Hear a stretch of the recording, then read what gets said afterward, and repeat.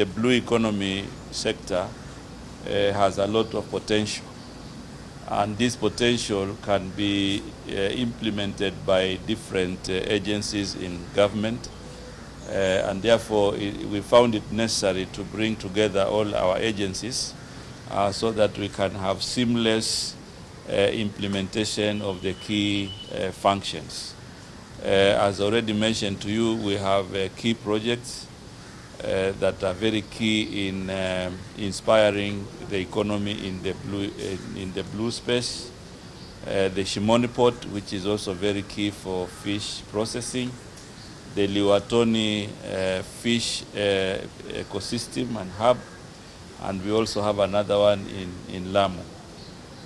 So these are critical projects that are already ongoing. They are at different phases of implementation. And each of the agencies that we brought together here has a responsibility in making sure that we are able to succeed.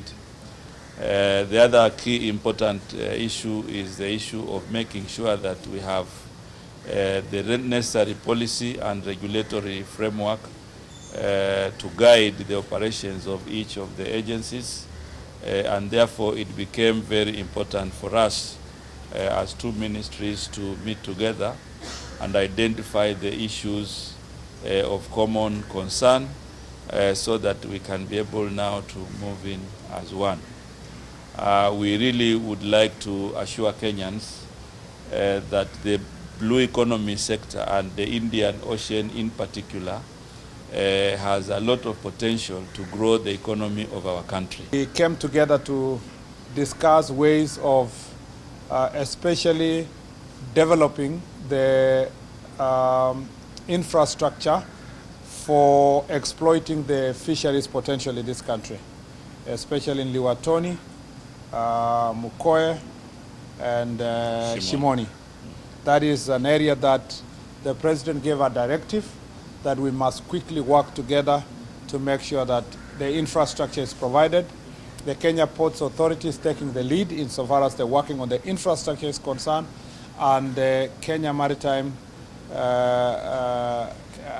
Ministry of Blue Economy, the Fisheries Department particularly, and the Maritime departments are also working on how to make sure that that sector has grown.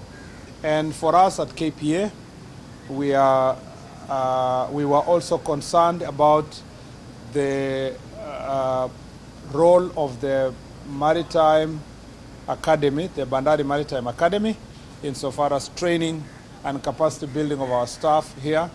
Remember that BMA used to be operated initially as a department of the port, and so we're now working together to see how best this institution can still serve the port, but also serve now new areas, especially on the issues of seafarers and matters related to the shipping line.